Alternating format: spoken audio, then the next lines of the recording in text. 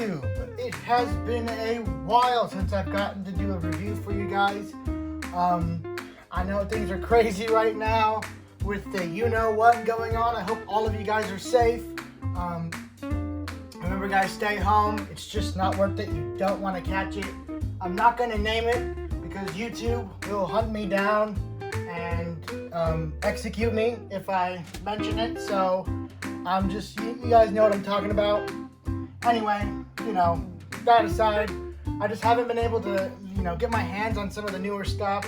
And that's pretty much the reason why I haven't been able to bring you guys reviews. Between Mattel not really releasing stuff and then releasing it in other countries only, and then all my pre-orders that I go on Entertainment Earth, every time I pre-order something on Entertainment Earth, it gets canceled somehow, for some reason. I never end up getting my pre-orders unless I pre-order it while they're shipping. So I can't really endorse Entertainment Earth because they've kind of screwed me over every chance I get. Anyway, today we finally get some relatively new figures. Not really, but they're new to my area. We have the Jurassic World. I believe these are still the promo tag. I don't know. They don't have like a little side name on them. Velociraptor Charlie and the Sauropelta. I'm gonna call it the Sauropelta or the Sauropelta. You guys can go ahead and roast me in the comments about how badly I mispronounced it. Anyway, I'm super happy to finally get something to bring you guys. I've been wanting to do another review for a while. Unfortunately, it's not the Edmontosaurus. I have that on pre-order on Amazon, and I think it's about to ship. So I should be able to bring that to you guys pretty soon. But I'm just happy to bring you guys anything. Usually in this wave, there would be the third, which would be the Tapajara. But I can't find it, and I don't really care for that dinosaur. I don't care for any of the flyers in this line. If we're going to be brutally honest here, I don't care for flyers in general. The Jurassic Park 3 toys were pretty cool. But these Jurassic World ones aren't much to shake a stick at. But these guys are. These are the Sauropelta and our new Velociraptor Charlie, which I'm excited for because, that means more Blue movies coming soon. Very soon. And by very soon, I mean next. So, taking a look at the packaging first. It's the same as the, what are they called? The Tarbosaurus and the Jungosaurus, or the Kralophosaurus, I don't know what this wave is called, I'm completely blanking on me, but I'm pretty sure it's Primal Attack. You guys can go ahead and, correct me in the comments. But it's the same overall packaging, same design, just smaller scale, so it's still the Sunset with the fences. I mean, I much prefer this packaging art to the other one. This one just, it stands out more on the shelf. It screams Jurassic Park with that, beautiful amber sunset and the fences and the grass. And just, the tropical island in the background. It's Jurassic Park. It's Jurassic World. It's very eye-catching on the shelf. It just draws you in. I love this packaging design, with their red outline. It's just very striking and very attention-grabbing. So, here on the back, Sauropelta, Spine Strike. I actually don't know anything about this dinosaur. As you guys know, this is a brand new one to the Jurassic World toy line roster.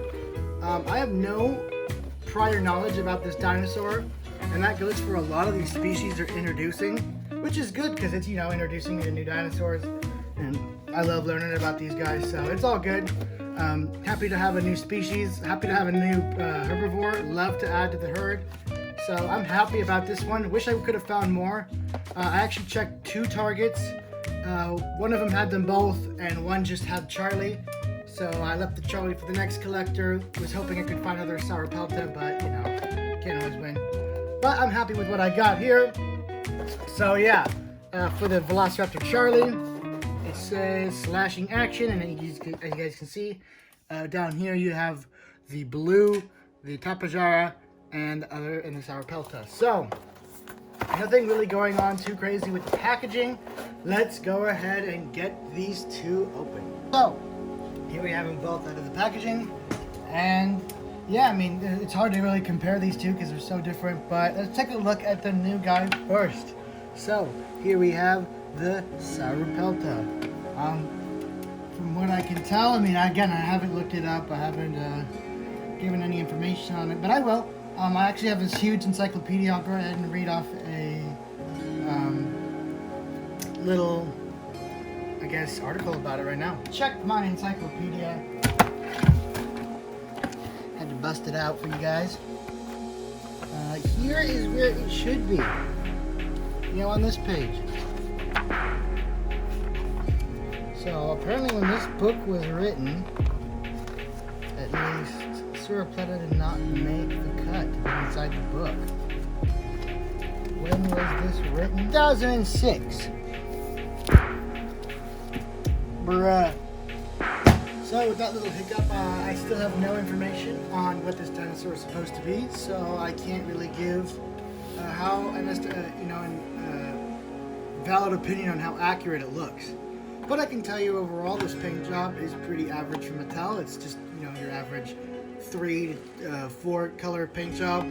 You have your, I guess this is like an orangish red upper body, upper carapace up here, and then this like brownish, kind of grayish brown for the underbelly, and then your typical white spikes.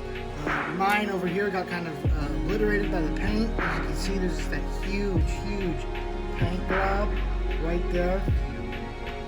I don't know what the machines that align that up were up to, but like that's not a little paint glob. That's, you know what? I don't care. I'm gonna get multiples of these. So one little mistake really doesn't bother me like it bothers some people. So that aside, this appears to be another little ankylosaurid kind of dinosaur. His feature, I believe, if you move its tail, his torso moves left to right, which makes me think, you know, again, I don't know anything about this dinosaur, that maybe these two large spikes right here are weapons of some sort, and that when he's moving left to right, he's attacking. I don't know.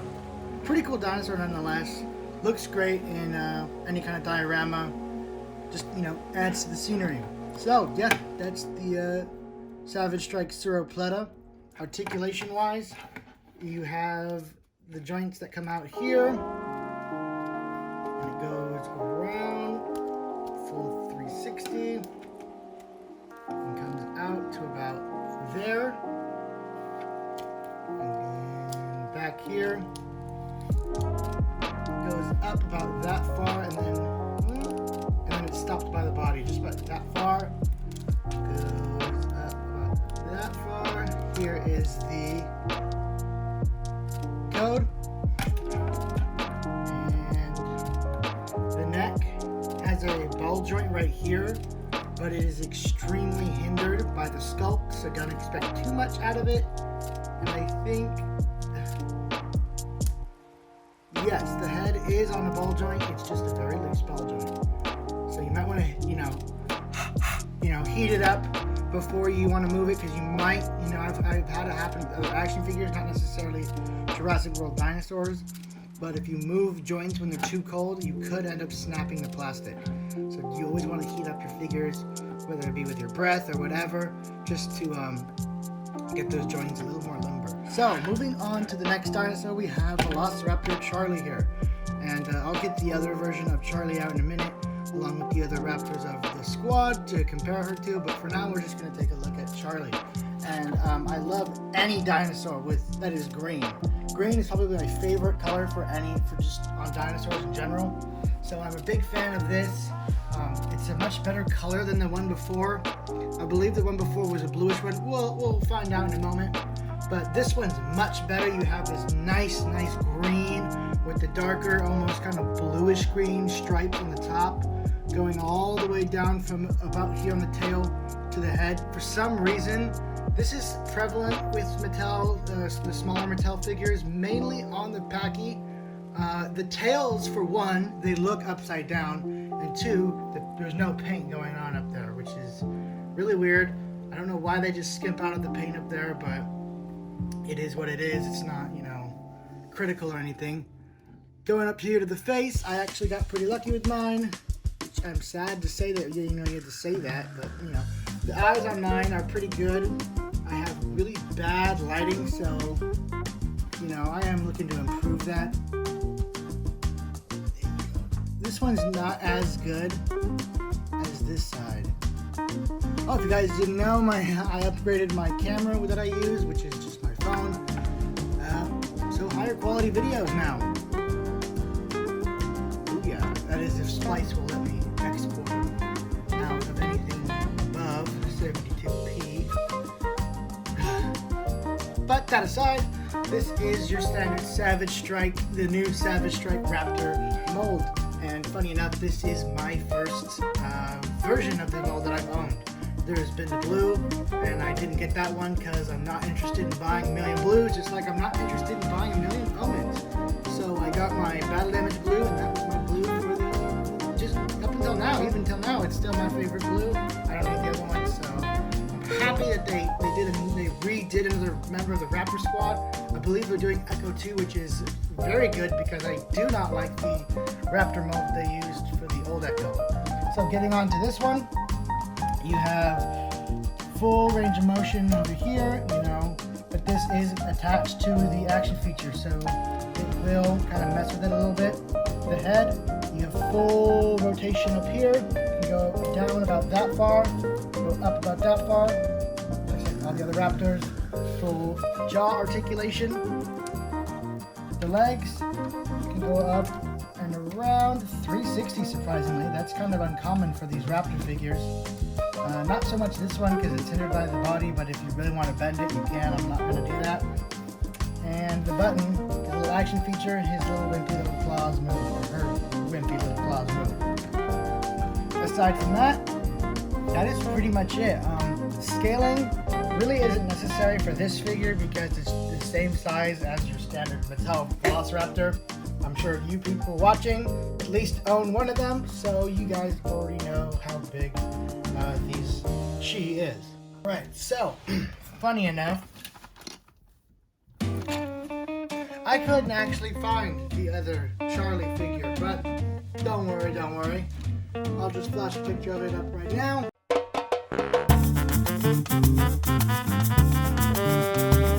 Alright, so apparently the Raptor is green, but it's not nearly as green as this one. It's hard to explain. You just have to see them both in person. Unfortunately, yeah, like I said, I can't find it, so I can't compare it. But I did find all the other Raptors of the pack. But first, we're going to go ahead and compare her with Owen, of course. And then for the others, my old scratched up. So here is Echo Delta. There you go. Looking pretty nice. Okay, so comparing her to a few other dinosaurs. Here is a human compared to the Sauropelta. And compared to these two, here is the new Sauropelta.